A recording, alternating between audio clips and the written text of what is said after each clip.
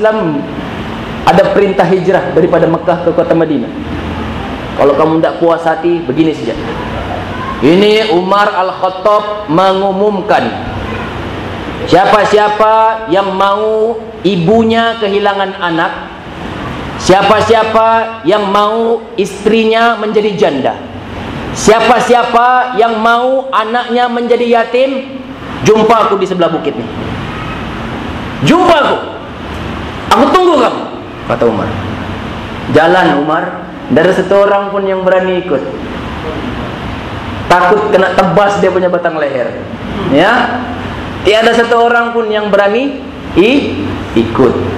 Jadi Nabi Muhammad sallallahu alaihi wasallam pernah bersabda, "Taraktu fikum amrayni ma in tamassaktum bihima lan tadillu abada, kitaballah was sunnati." Aku tinggalkan kamu dua perkara. Aku tidak tinggalkan kamu segunung emas untuk kamu bahagi-bahagikan, kata Nabi. Aku tidak tinggalkan kamu selautan duit ringgit untuk kamu bahagi-bahagikan. Aku tidak tinggalkan kamu sebidang tanah yang luas untuk kamu umatku bahagi-bahagikan. Tetapi aku tinggalkan kamu dua perkara yang lebih bernilai daripada semua itu. Ma in tamassaktum bihima, kamu tidak akan sesat buat selama-lamanya selama mana kamu berpegang kepada dua perkara ini. Kitab Allah, Al-Quran, wa sunnati, dan sunnahku. Hari ini, sama ada kita sedar ataupun tidak, sama ada kita perasan ataupun tidak, bagaimanakah sikap umat Islam terhadap barang peninggalan Nabi yang lebih bernilai daripada bumi dan langit ini. Kita lihat saja Al-Quran. Hari ini, percaya atau tidak, perasan atau tidak, orang-orang Islam hanya menjadikan Al-Quran itu sebagai barang perhiasan di rumahnya,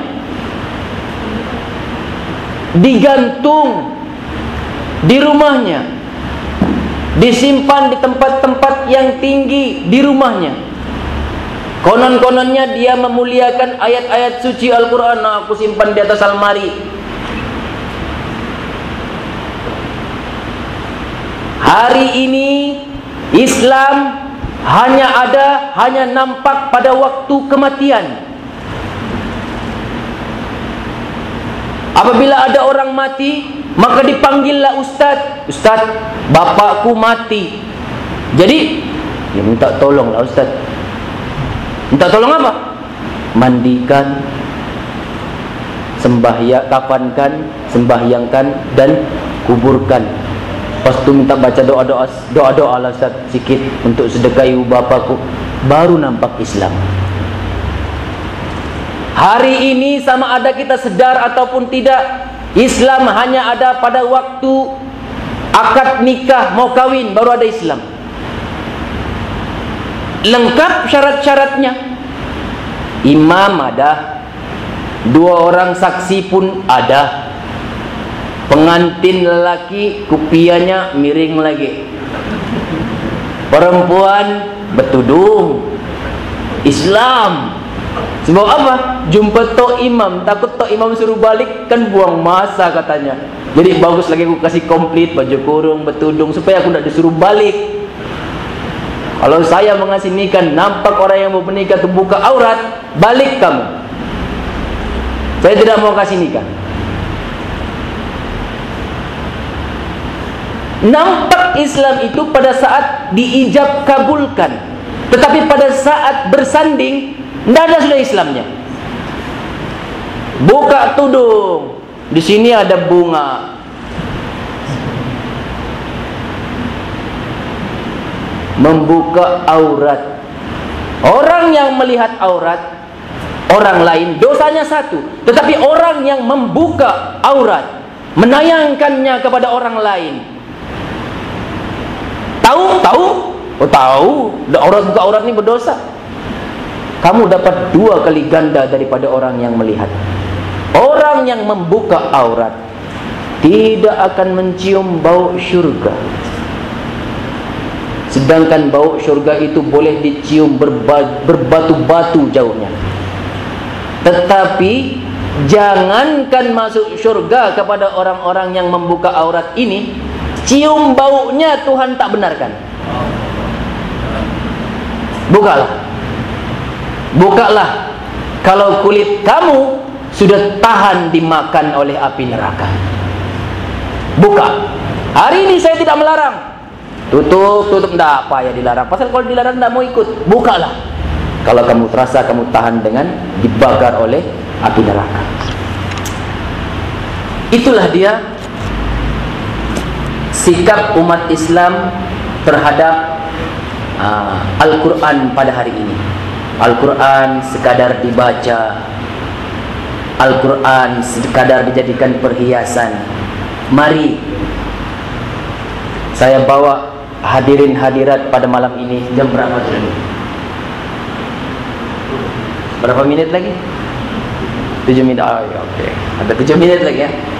Oke, saya bawa hari ini tuan-tuan dan puan-puan, bersama-sama kita membayangkan, berkhayal sekejap. Mau ikut berkhayal dengan saya? Kosongkan fikiran anda. Mari kita sama-sama berkhayal. Bayangkan tuan-tuan dan puan-puan, yang kamu sekarang ini adalah tuan rumah. Tuan rumah, iya, aku tuan rumah. Aku adalah pemimpin di dalam rumah. Bayangkan. Sudah? Lepas itu, bos kamu suruh kamu berkursus di kota Kinabalu. Oh, kursus di kota Kinabalu, ya? Maknanya kamu akan meninggalkan rumah kamu di Labuan. Sudah bayangkan itu? Bayangkan lagi di rumah kamu akan tinggalkan seorang anak kamu yang sedang sakit. Ada anak di rumah sedang sakit, aku disuruh pergi keke. Oh, sudah bayangkan itu? Baiklah, kalau sudah bayangkan, bayangkan lagi kamu di rumah itu ada 3 orang pembantu. 3 orang pembantu rumah. Namanya yang pertama si Is namanya, ringkas saja, IS. Nama pembantu yang kedua si Tiani, perempuan. Nama pembantu yang ketiga si Udi, lelaki. Si Is lelaki kah perempuan? Is namanya, lelaki. Si Tiani sudah perempuan, si Udi lelaki. 3. Oke dek, ulang. Siapa tadi nama pembantu rumah yang ditinggalkan? Is 1.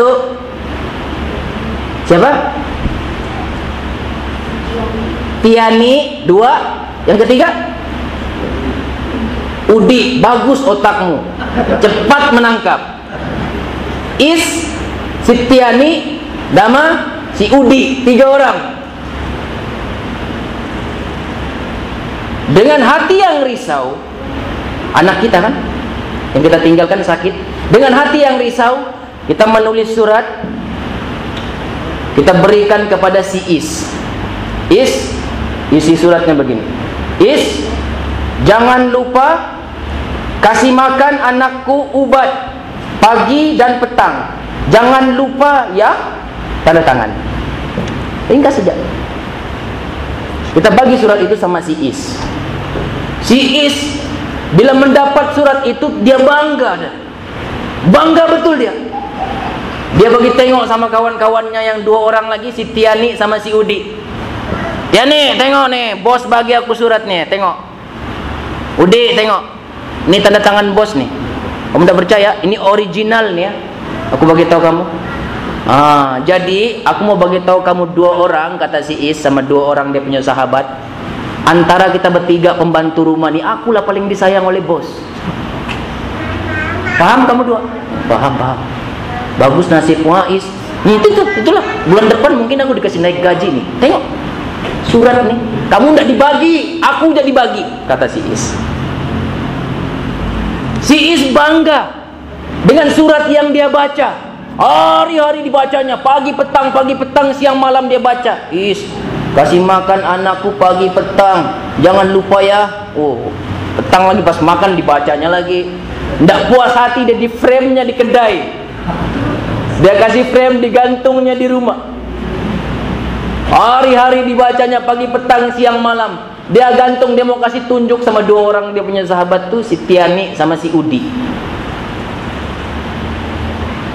Tapi satu masalah si Is nih, dia tidak buat apa yang disuruh di dalam surat itu. Apa perasaan kamu sebagai tuan rumah? Dia tidak kasih makan anak kamu ubat. Dia baca, dia bangga dengan surat itu. Dia baca hari-hari, dia gantung lagi surat kamu. Tapi arahan yang kamu berikan di dalam surat itu tidak dilakukan oleh si Is. Apakah perasaan kamu tuan-tuan dan puan-puan apabila dia tidak melakukan apa yang kamu suruh? Suka atau marah? Marah. Begitulah Allah Subhanahu wa ta'ala. Sengaja saya ambil potongan-potongan nama itu. Is artinya Islam. Kita diberikan Al-Quranul Karim oleh Allah. Surat itu, kitab itu diberikan, kita muliakan. Hari-hari kita baca. Alif Lam Mim, zalikal kitabul la raiba fi, hudal lil muttaqin. Hari-hari kita baca, Masya Allah. Kita gantung lagi ayat-ayatnya di dinding, dijadikan perhiasan. Kita berbangga dengan si Tiani. Siapa si Tiani? Kristian. Siapa si Udi? Yahudi. Kita bangga, hei orang-orang Kristian, hei orang-orang Yahudi. Ini Islam adalah agama yang diredai oleh Allah. Aku bangga dengan Islam. Aku bangga dengan Islam. Kamu ajaran sesat. Nih, Islam diredai oleh Allah. Satu-satunya agama yang benar. Hari-hari kita baca Al-Quran, hari-hari kita baca, tapi kita tidak pernah amalkan. Kita marah selaku tuan rumah, satu arahan kita marah, tidak dilakukan. Tetapi di dalam Al-Quran banyak arahan Allah, banyak larangan Allah, satu pun kita tidak buat. Allah sangat murka. Hari ini orang Islam marah kalau ada orang Yahudi mengencing Al-Quran, memijak kitab Al-Quran, marah kita tengok di YouTube. Kurang ajar nih orang Yahudi, kurang ajar nih orang putih nih, pijak-pijak Quran, kencing Quran. Tetapi kita sendiri yang membaca Al-Quran, kita sendiri memijak ayat-ayat suci Al-Quran tanpa kita sadari.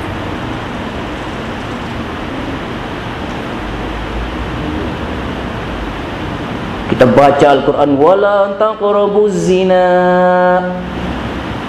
janganlah kamu menghampiri zina.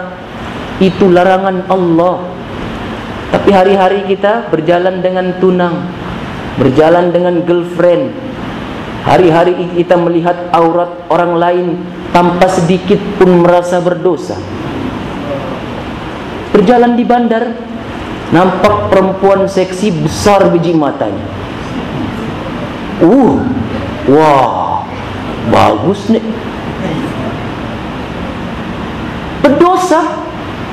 Berdosa tuan-tuan dan puan-puan.